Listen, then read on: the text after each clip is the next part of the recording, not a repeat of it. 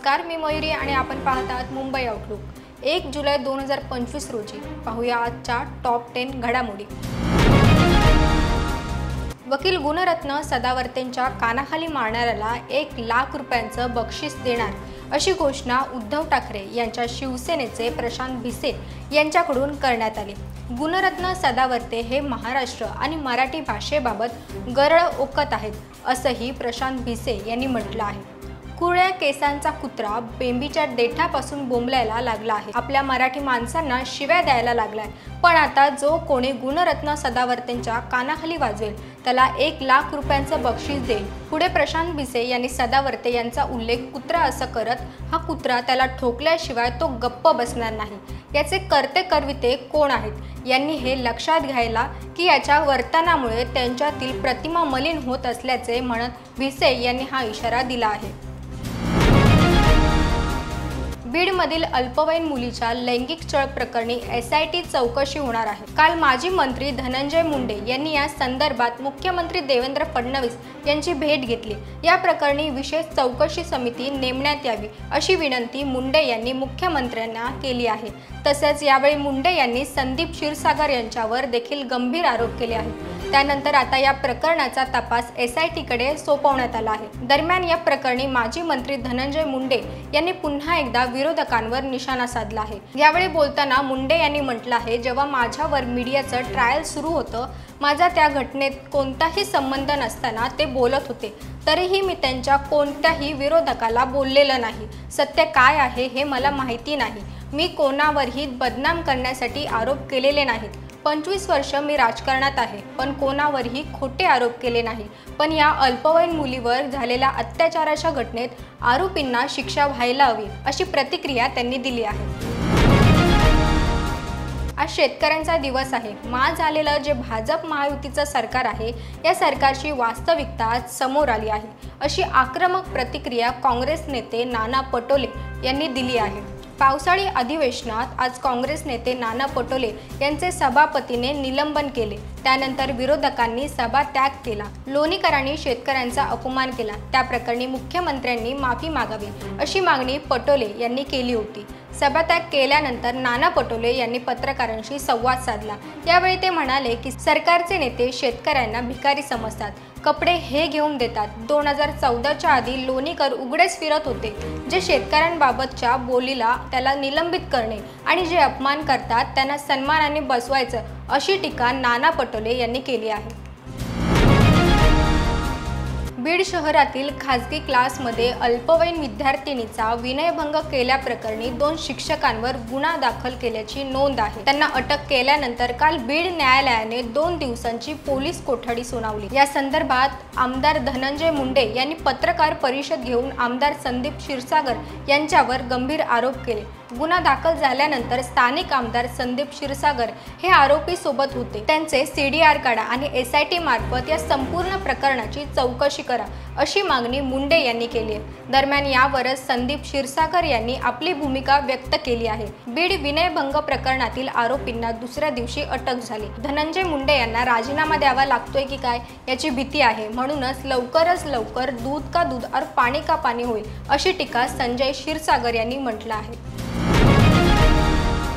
हा विषय आधीच चर्चेत आहे की या मोर्चात पक्षीय लेबल लावू नका।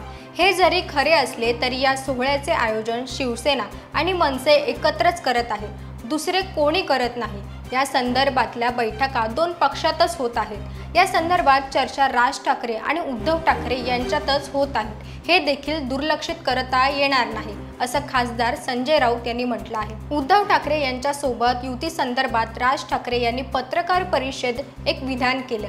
युती आणि आघाड्यांचा विचार निवडणुकीच्या वेळी करू नका। मराठी भाषिकांचा या विजयाला कुठलेही पक्षीय लेबल लावू नका असं त्यांनी म्हटलं होतं। त्यावर राऊतांनी ही प्रतिक्रिया दिली आहे। यावेळी राऊतांनी फडणवीस यांच्यावर देखील टीका केली आहे। देवेंद्र फडणवीस यांनी GR काढल्यामुळे शिवसेनेची स्थापना झालेली नाही। देवेंद्र फडणवीस यांनी GR काढल्यामुळे मराठी माणसे एकत्र आलेले नाहीत। देवेंद्र फडणवीस यांनी शिवसेना फोडण्याचा GR काढला तरी देखील मराठी माणूस एकत्रच आहे। त्यामुळे GRच्या गोष्टी तुम्ही आम्हाला सांगू नका अशी टीका त्यांनी केली आहे। 2 ठाकरे बंधू एकत्र येऊ नये असा काही GR आम्ही काढला नाही, त्यांनी एकत्र यावं किंवा क्रिकेट खेळावं किंवा जेवण करावं, आम्हाला त्याचा काहीही फरक पडणार नाही, असं मुख्यमंत्री देवेंद्र फडणवीस यांनी काल म्हटलं होतं.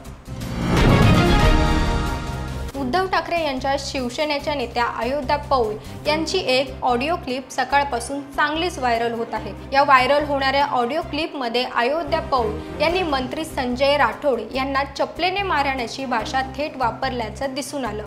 मात्र व्हायरल होणाऱ्या ऑडिओ क्लिपमध्ये TV9 मराठी अशातच अयोध्या पौळ यांनी स्वतः TV9 मराठीशी संवाद साधला.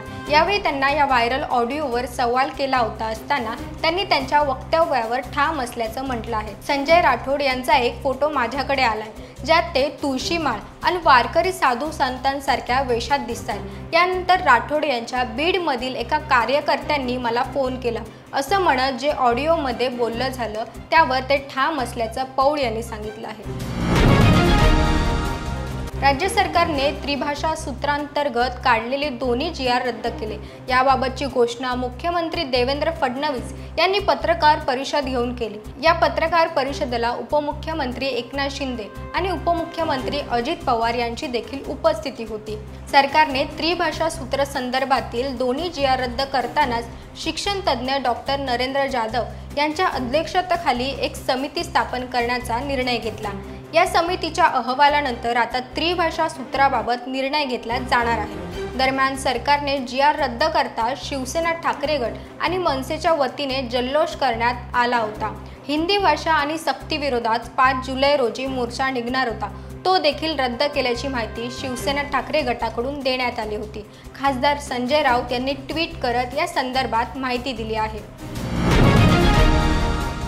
गेल्या काही दिवसांपासून राज आणि उद्धव हे आगामी महापालिका निवडणुकीच्या पार्श्वभूमीवर एकत्र येण्याच्या अनेक चर्चा सुरू आहेत. मराठीच्या मुद्द्यावरून तर दोघेही विजयी मेळाव्यातही एकत्र दिसणार.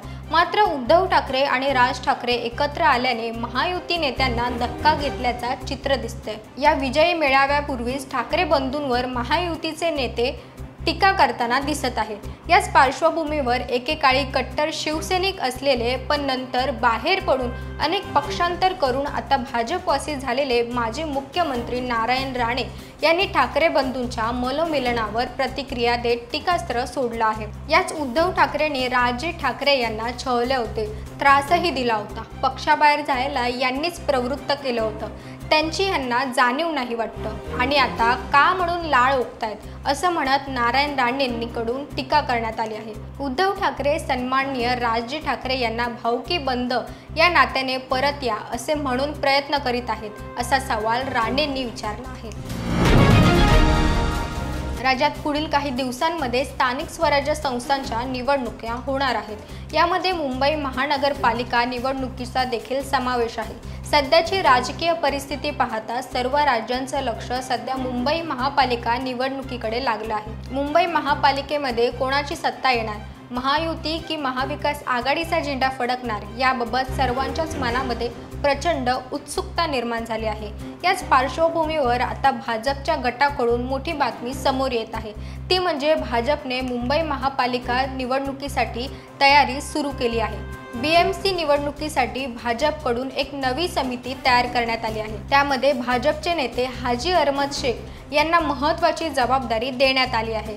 ते या यादीमधील एकमेव मुस्लिम चेहरा आहेत. BMC निवडणुकीच्या पार्श्वभूमीवर भारतीय जनता पक्षाने आपली रणनीती अधिक आक्रमक केली आहे. याच अनुषंगाने भाजपने 19 सदस्यांची महत्त्वपूर्ण समिती गठीत केली आहे, ज्यामध्ये मुंबईतील ज्येष्ठ व सक्रिय नेत्यांसह आमदारांचाही समावेश आहे. श्रेयस अय्यर IPL असो किंवा आंतरराष्ट्रीय क्रिकेट, भल्या गोलंदाजांना पुरून उरला आहे. IPL 2025 स्पर्धेत त्याच्या नेतृत्वात पंजाब किंग्सने अंतिम फेरी गाठली होती, पण दुर्दैवाने विजेतेपदाची चव चाखता आली नाही. पण श्रेयस अय्यरचा नेतृत्व गुण आणि फलंदाजीची प्रशंसा झाली. श्रेयस अय्यरची निवड इंग्लंड दौऱ्यासाठी झाली नाही, त्यामुळे सध्या घरीच असून क्रिकेटचा आनंद लुटताना दिसत आहे. याच दरम्यान त्याचा एक सोशल मीडियावर व्हिडिओ चांगलाच व्हायरल होत आहे. यात श्रेयस अय्यर त्याच्या आईसोबत घरातच क्रिकेट खेळताना दिसत आहे. व्हायरल व्हिडिओमध्ये श्रेयसची आई गोलंदाजी करत आहेत, तर तो स्वतः गोलंदाजीचा सामना करत आहे. आईने त्याला 2 चेंडू टाकले।